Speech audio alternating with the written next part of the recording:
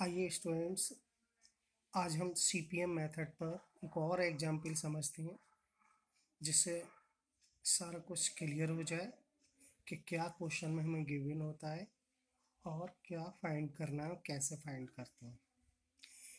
Question है, solve the following network problem using CPM, use the table.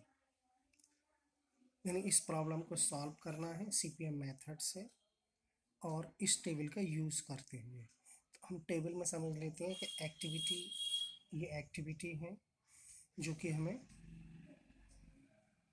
Perform करनी है। ये इमीडिएट प्रोसीजर, यानी कि इसका मतलब होता है कि इन एक्टिविटी को परफॉर्म करने के लिए हमें क्या क्या रिक्वायरमेंट है, यानी कौन सी एक्टिविटी हमें कंप्लीट पोजीशन में चाहिए होती है। जैसे कि हम यहाँ समझते हैं कि ए, वी और सी इनके आगे डैश लगा हुआ है। इसका मतलब कि ए, बी, सी ये तीन एक्टिविटी इनको परफॉर्म करने के लिए हमें किसी और एक्टिविटी की रिक्वायरमेंट नहीं होती है। हम डायरेक्ट इन तीनों को क्या कर सकते हैं, परफॉर्म कर सकते हैं। आगे हम समझते हैं कि डी एक्टिविटी है, इसके आगे वी लिखा हुआ है। इसका मतलब है कि डी एक्टिविटी को परफॉर्म करने के लिए, नहीं स्टार्ट करने के लिए, ये ज़रूरी है कि वी एक्टिविटी कंप्लीट हो जानी चाहिए। यानी जब तक वी एक्टिविटी कंप्लीट नहीं होती तब तक हम डी को स्टार्ट नहीं कर सकते। ओके, ऐसे और समझ लेते हैं। देखिए आई लिखा हुआ, आई के सामने है सी कॉमा डी। तो आई जो एक्टिविटी, इसको परफॉर्म करने के लिए ज़रूरी होना है कि सी और डी जो एक्टिविटी हैं वो कैसे होनी चाहिए, कंप्लीट हो जाए, तभी हम आई को परफॉर्म कर सकते हैं। ओके, तो इस तरीके से ये जो एक्टिविटी है इनके सामने इमीडिएट प्रोसीजर ये लिखा हुआ है। ये के एक्टिविटी के लिए एफ, जी, एच तीनों एक्टिविटी कंप्लीट हो तभी हम के को परफॉर्म कर सकते हैं, यानी स्टार्ट कर सकते हैं। ओके, और ये जो दिया हुआ है थर्ड कॉलम में, ये ड्यूरेशन वीक्स, यानी कितने टाइम में हमें एक्टिविटी कंप्लीट करनी है, इसका ये टाइम दिया हुआ है। तो ए एक्टिविटी को कंप्लीट करने के लिए 4 वीक्स, ये वीक्स में है टाइम ड्यूरेशन। इसी तरीके से हर एक्टिविटी के सामने ये नंबर्स लिखे हुए हैं, ये नंबर्स हैं वीक, नंबर ऑफ वीक्स, कितने वीक में हम किस एक्टिविटी को कंप्लीट कर सकते हैं। जैसे कि एन के सामने 10 लिखा हुआ है, तो 10 वीक में हम एन एक्टिविटी को कंप्लीट कर सकते हैं।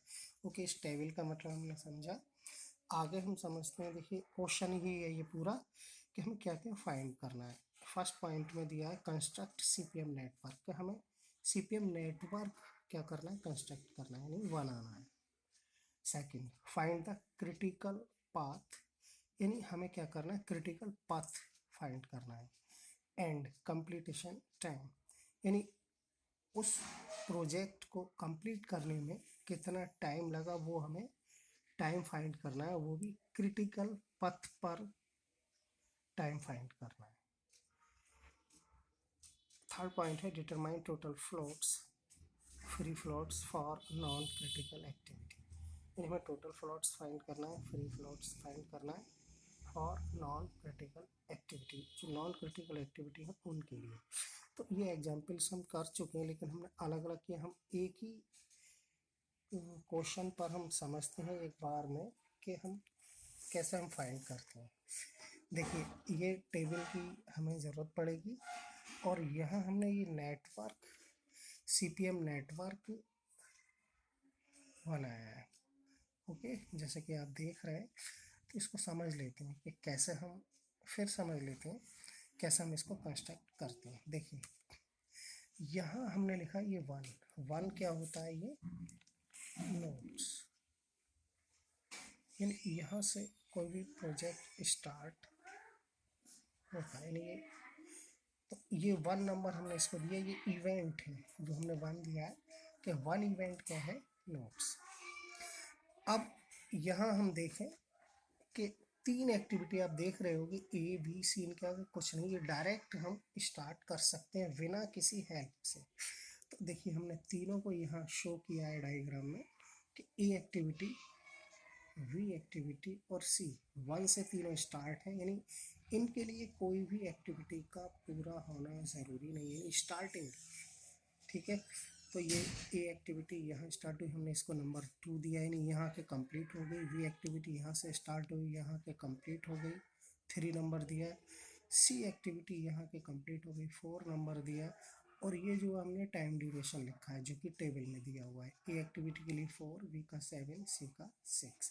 ओके, अब हम अगली एक्टिविटी डी एक्टिविटी को क्या है, ये यहीं से समझना है कि डी एक्टिविटी को वी एक्टिविटी का पूरा होना जरूरी है, यानी जहाँ वी कंप्लीट हुई है वहाँ से डी स्टार्ट। ओके, एक दूसरा और पॉइंट यहाँ समझने का है कि जिस डी एक्टिविटी को हम परफॉर्म कर रहे हैं उसकी कहीं और कोई रिक्वायरमेंट है, यहाँ है, और इसका कॉम्बिनेशन किसके साथ है, सी के साथ। वह यही देखना है कि जब डी एक्टिविटी को हम परफॉर्म कर रहे हैं तो कब परफॉर्म होगी, जब बी कंप्लीट हो जाएगी, इसका मतलब वी के आगे से स्टार्ट होगी, और किसके साथ पेयर बनेगा, ये बहुत ज़रूरी है। तो डी के साथ किसका पेयर है, सी का।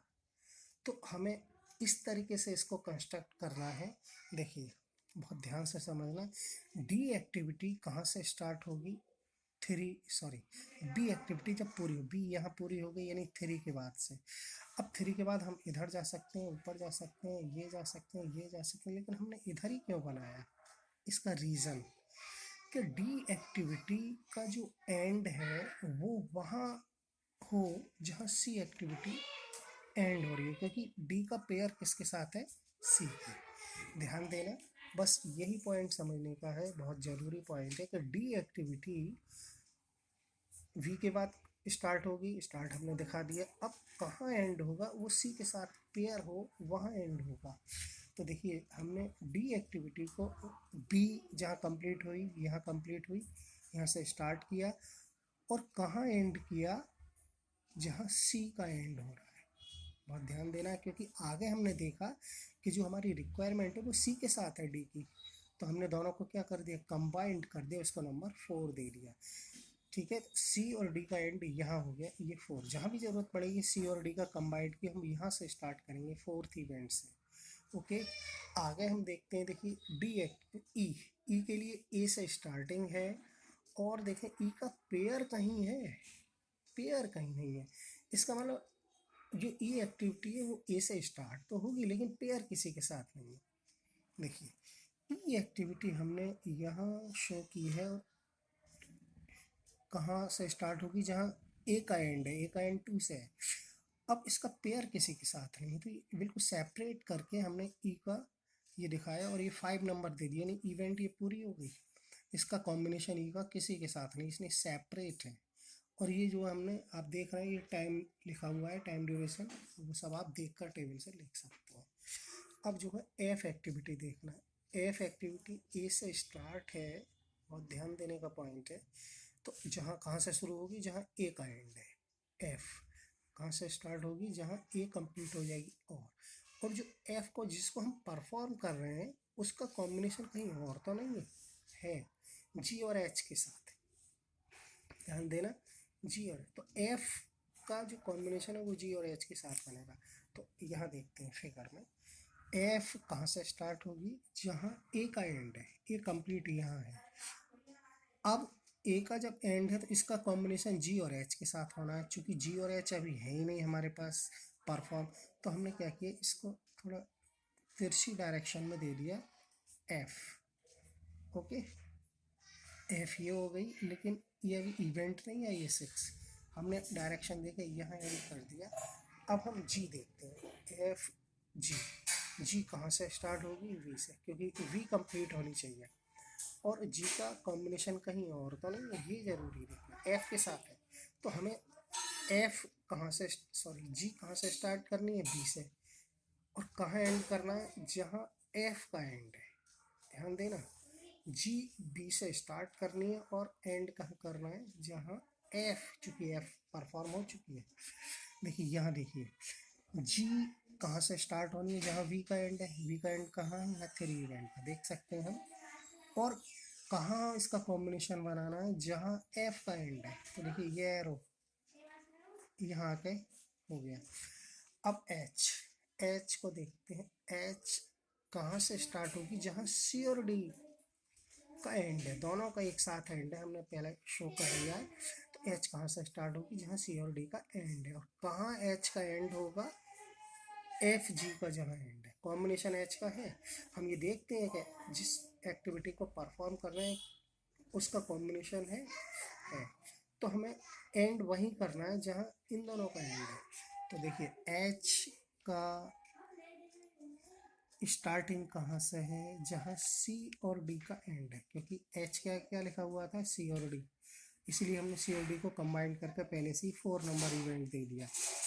अब एच का एंड कहाँ होगा, जहाँ एफ और जी का एंड है। देखिए तीनों एफ जी एच तीनों को कॉम्बिनेशन 6 पर, क्यों, क्योंकि इन तीनों की आगे एक्टिविटी में हमें एक साथ ज़रूरत पड़ेगी, हमने इसलिए तीनों का जो इवेंट बनाया वो 6 तीनों एक साथ बना दिए।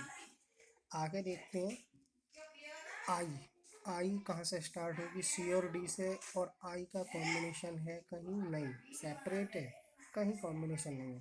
तो आई कहाँ से स्टार्ट हुई, सी और डी से, देखो सी और डी का ये है, और कहाँ कॉम्बिनेशन किसी के साथ नहीं, इसलिए यही कंप्लीट हो गई है, इसका कॉम्बिनेशन नहीं है, इसलिए हम यही इवेंट को 7 पे क्लोज करके ये हो गया। अब जे देखते हैं, आई जे इवेंट ई से स्टार्ट होगी, ध्यान देना, और जे का कॉम्बिनेशन भी है किससे, के से।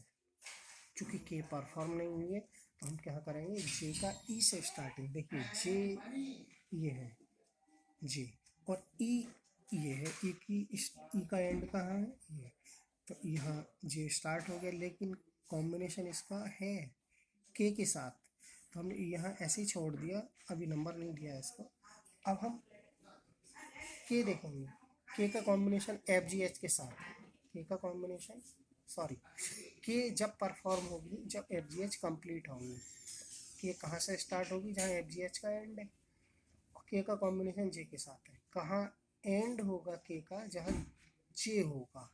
तो यहाँ देख लेते हैं, एफ जी एच ये है, तो के कहाँ से शुरू होगी, जहाँ एफ जी एच का कॉम्बिनेशन है, ये स्टार्ट हुआ, एंड कहाँ होगा, जहाँ जी, क्योंकि के का स्टार्टिंग एफ जी एच से है और जे के साथ कॉम्बिनेशन है, तो ये कॉम्बिनेशन भी बन गया, नंबर 8 दे दिया। ओके, अब हम देख लेते हैं एल एम एन। देखिए एल कहाँ से स्टार्ट, एफ जी एच से, एल का कॉम्बिनेशन कहीं नहीं, एम कहाँ से स्टार्ट, आई से, कहीं कॉम्बिनेशन नहीं, एन कहाँ से, जे एफ।